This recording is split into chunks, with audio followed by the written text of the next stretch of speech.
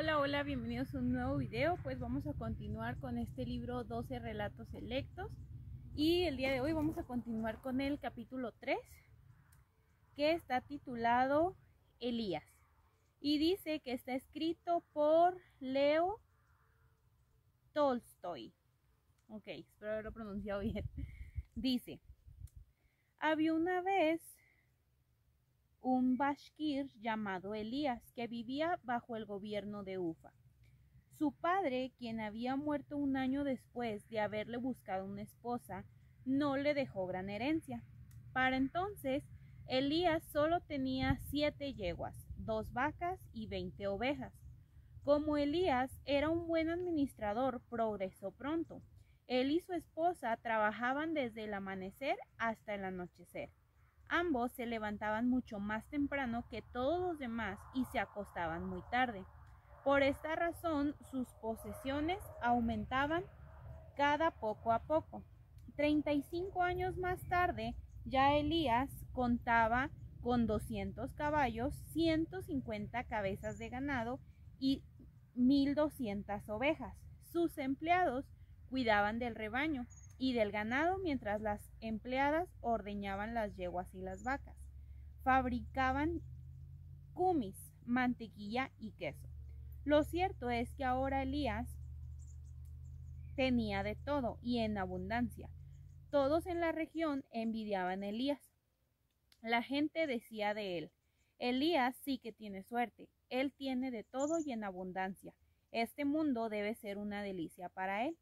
Personas de renombre escuchaban de él y buscaban conocerlo. Muchos venían desde muy lejos para visitarlo, y él los recibía a todos y les brindaba comida y bebida. Elías siempre tenía suficiente kumis, té, sorbete y chuleta de cordero para todos los que llegaban a su casa. Cada vez que llegaba algún visitante a su casa, se mataba un cordero y a veces se mataban 2, dependiendo de la cantidad de personas que visitaran su granja. Algunas veces él mataba una yegua, cuando venían muchos visitantes al mismo tiempo. Elías tenía 3 hijos, 2 varones y una hembra. Los 3 hijos de Elías ya estaban casados. Cuando él era pobre, sus hijos le ayudaban a trabajar y cuidaban de los animales de la granja.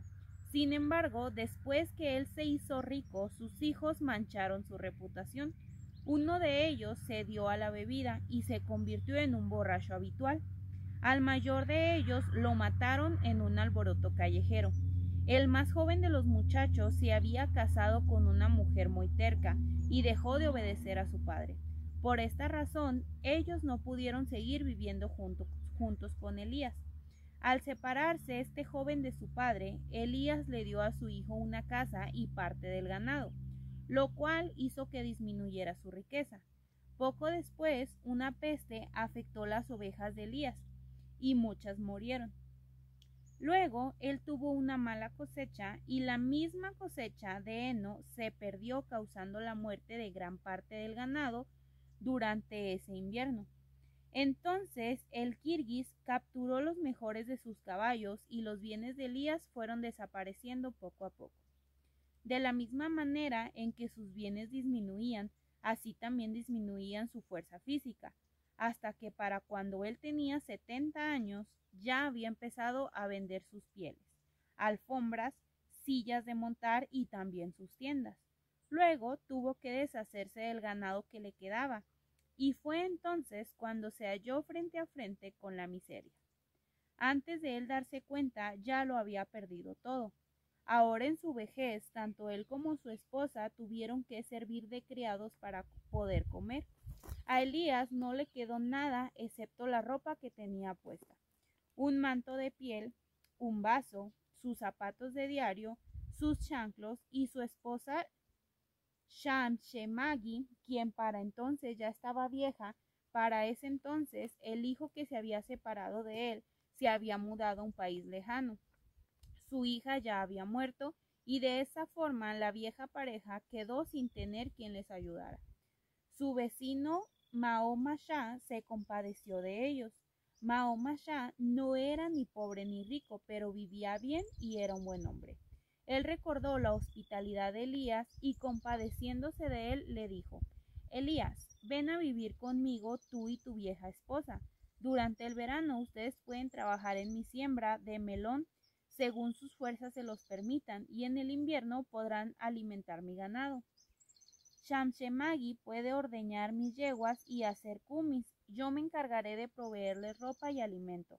Cuando necesiten algo, solo tienen que informármelo y yo me encargaré del resto. Elías le agradeció a su vecino y él y su esposa se fueron a trabajar para Mahoma Shah. Al principio, el trabajo parecía ser muy duro para ellos, pero pronto se acostumbraron y siguieron viviendo y trabajando según sus fuerzas se los permitían. Mahoma Shah supo que le era una ventaja mantener a tales personas, ya que como las mismas habían sido amos antes, ellos sabían cómo administrar y no eran perezosos, sino que trabajaban lo más que podían. Pero a Mahoma Shah le daba mucha lástima ver a personas en tales condiciones después de haber progresado tanto en la vida. En cierta ocasión, algunos de los familiares de Mahoma Shah que vivían muy lejos fueron a visitarlo, y con ellos vino Mulá. Entonces Mahoma Shah le dijo a Elías que tomara una oveja y la matara. Después que Elías mató la oveja, la cocinó y se la envió a los visitantes, los invitados se comieron la carne, bebieron té y luego empezaron a tomar kumis. Mientras ellos estaban sentados con su anfitrión, conversando y sorbiendo el kumis de sus vasos, Elías, habiendo terminado su trabajo, pasó por delante de la puerta de la habitación donde se encontraban los mismos. Mahoma Shah, al verlo pasar, le dijo a uno de sus visitantes: ¿Viste a ese anciano que acaba de pasar? Sí, dijo el visitante. ¿Qué tiene él de raro? Solo esto, que él era el hombre más rico de entre nosotros, replicó Mahoma Shah. Su nombre es Elías. Tal vez hayas escuchado hablar de él. Claro que he escuchado hablar de él, contestó el visitante. Nunca antes le he visto, pero su fama es inmensa. Es cierto, pero ahora no le queda nada, dijo Mahoma Shah. Él vive aquí y es uno más entre mis obreros.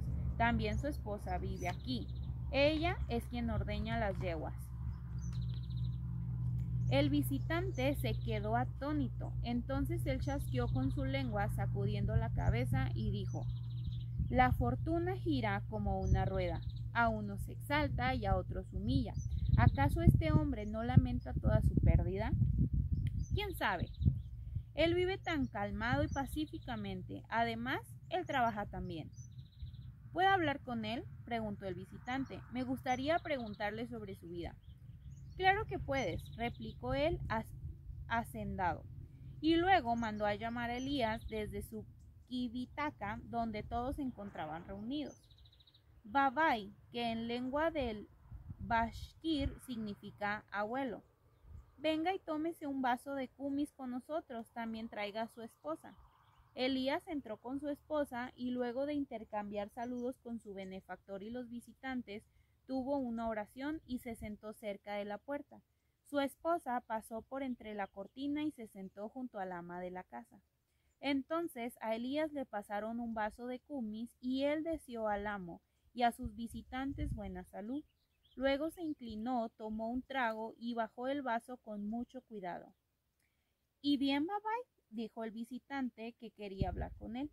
Supongo que usted se siente un tanto triste al vernos. Tal vez esto le haga recordar sus riquezas pasadas y todas sus calamidades presentes. Elías le contestó sonriendo. Si yo le dijera a usted lo que yo pienso que es la felicidad y lo que es la calamidad, quizás no me creería. Pienso que sería mejor que su lengua expresara todo lo que se halla en su corazón. Ella le diría toda la verdad. Ahora el visitante dirigió su vista hacia la cortina. «Y bien, Granny», dijo él, «dígame cómo su felicidad pasada se compara con sus calamidades presentes». Y entonces Shemagi contestó desde la cortina: «Esto es lo que yo pienso. Mi anciano esposo y yo vivimos por 50 años buscando la felicidad verdadera, pero sin hallarla. Y no ha sido sino hasta ahora, en estos últimos 2 años, después de haberlo perdido todo y vivir como empleados, que ambos hemos hallado la felicidad verdadera. Hoy no deseamos nada más que nuestra suerte actual. Los visitantes, al igual que el hacendado, quedaron atónitos al escuchar aquella respuesta. Aquel hombre hasta se levantó y abrió la cortina para ver el rostro de la anciana que le había dado aquella forma.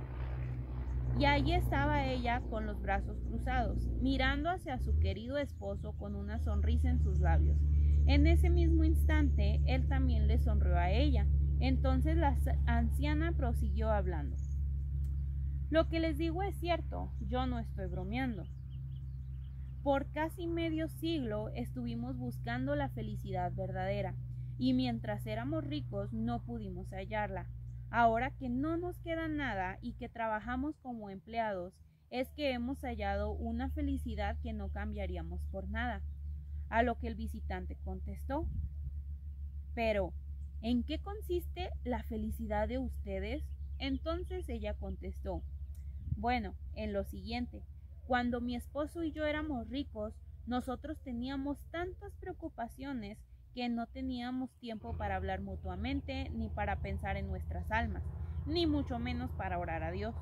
Lo cierto es que casi siempre teníamos visitantes en nuestra granja, y por ello teníamos que pensar en qué comida prepararles o qué presentes regalarles, no sea que fueran a hablar mal de nosotros.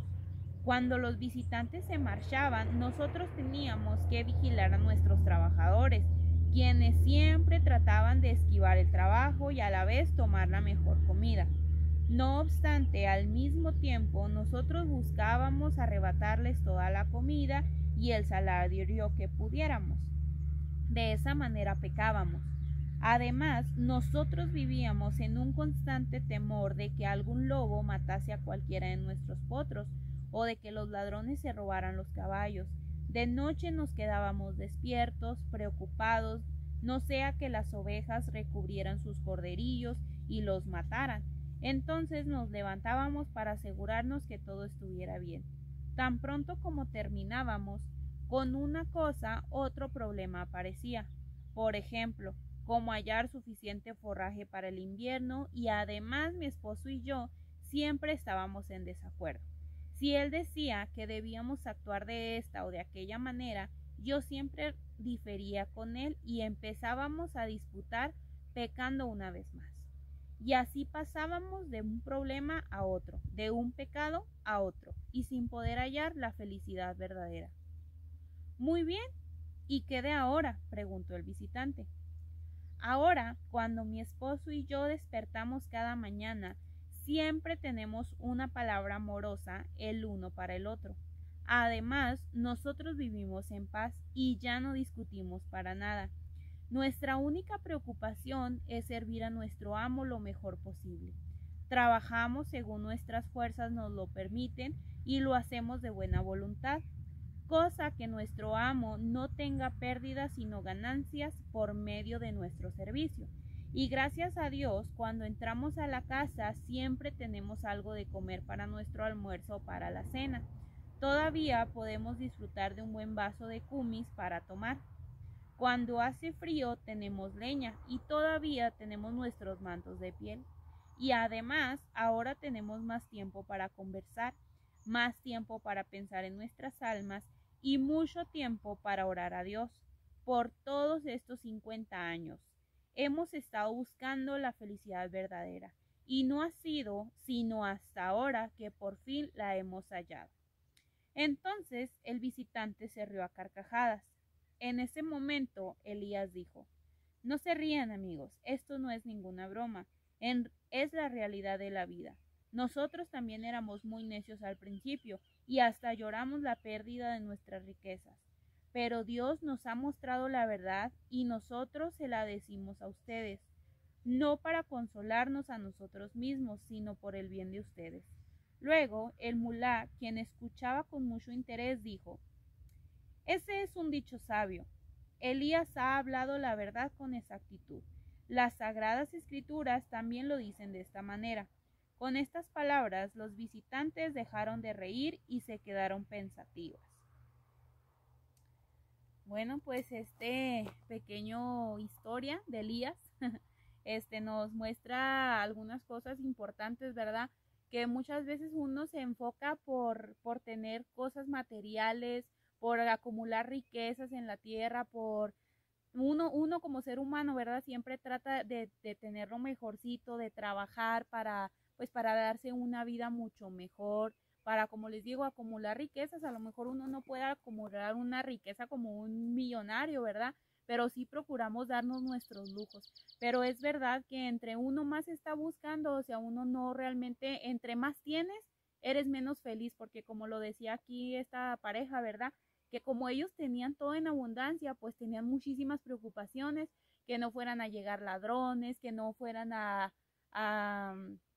pues sí, o sea, que no les fueran a matar sus ganados, etcétera. Y dice que ellos vivían con una pendiente que era constante por las preocupaciones del día a día, e incluso dice que incluso ni disfrutaban de su matrimonio porque muchas veces peleaban entre ellos, ¿verdad? Y realmente no sé si ustedes se han fijado, pero por decir, a mí me ha tocado fijarme, ¿verdad? Así como en los niños de la calle, pues muchas veces uno, en lo personal, yo siento como mucha tristeza, mucha compasión por toda esa gente que anda en la calle, pero me ha tocado ver a niños que literal que no tienen nada y muchas veces los he visto que andan jugando hasta con cartones y son felices, y realmente yo veo a los niños de la actualidad, ¿verdad? A los niños de las familias, y realmente ahorita los niños no salen de los teléfonos. Entonces, o sea, dice uno, o sea, como que, o sea, como un niño, ¿verdad? Tú le das un teléfono y el niño ahí se entretiene, pero un niño de la calle que no tiene nada, o sea, si tú le das una bolsa de papitas, ese niño va a ser feliz. ¿Por qué? Porque él sabe que eso es un lujo. Y a mí esto me hace recordar a una historia, ¿verdad? Que mi papá contaba de que ellos cuando eran chiquitos, pues ellos vivían en la sierra. Entonces dice mi papá que pues ellos, pues eran muchos hermanos, y era que a mí me da mucho sentimiento porque él relata que había situaciones en las que ellos comían agua con chile quebrado porque no tenían ni frijoles para comer. Y mi papá dice, y era una chulada. Dice, cuando mi mamá hacía los frijoles, dice, le echaba más agua. O sea, yo me pongo a pensar, ¿verdad? Y a mí me da mucho sentimiento porque yo digo, o sea, qué triste, ¿verdad? Vivir en la escasez, y uno, que gracias a Dios uno tiene comida, uno tiene pues una vida pues pasable, ¿verdad? Y dice uno, o sea, qué bendición que nosotros podamos tener los lujos que nuestra familia no tenía, porque realmente, o sea, cuando tú ves eso, pues te da mucho sentimiento, porque hay personas, literal, hay niños que desean tener un juguete, que desean tener un carrito y no tienen la posibilidad de tenerlo. Mas, sin embargo, esos niños son tan felices tan solamente con que tengan alimento en sus mesas. O sea, entonces esto me hace reflexionar en esto, en la importancia de valorar lo que tenemos. Que a lo mejor y sí es bueno que nosotros nos preocupemos por tener cosas, ¿verdad? Por progresar, que nuestra vida no se quede estancada en la pobreza. Sí, es bueno que nosotros nos preocupemos por tener un buen futuro, por tener estabilidad económica, por tener alimentos sobre nuestras mesas, pero cuán importante es que nosotros siempre estemos tomados de la mano de Dios, porque podemos acumular tantas cosas y olvidarnos de Dios. Entonces yo digo que la felicidad verdadera se encuentra cuando tenemos a Cristo en nuestro corazón, porque cuando tenemos a Cristo en nuestro corazón sabemos que Cristo, que Dios es nuestro mayor proveedor. O sea, literal, Dios se convierte en nuestro proveedor.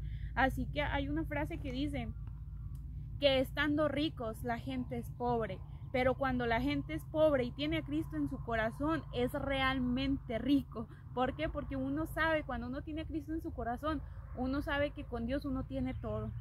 Que sí, a lo mejor muchas veces uno batalla, a lo mejor muchas veces uno sufre, pero cuando tenemos a Dios tenemos el consuelo de decir, yo creo en alguien que va a proveer mis necesidades, y cuando Dios suple nuestras necesidades, creo que nosotros somos felices. ¿Por qué? Porque decimos, Señor, gracias porque tú supliste mi necesidad.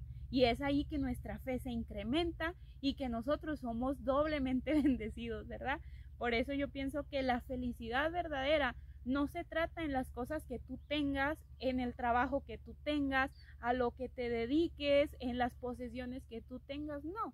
La felicidad verdadera se trata en que tú tengas a Cristo en tu corazón, porque tu vida va a ser una vida de paz, una vida de bendición, y sí, a lo mejor en la lucha, en la prueba, pero con Dios nuestra vida está asegurada, y con que nosotros tengamos nuestro pase directo al cielo, que venga Cristo y tengamos la seguridad, la certeza de que nos vamos con Cristo, yo creo que eso es más que la felicidad verdadera.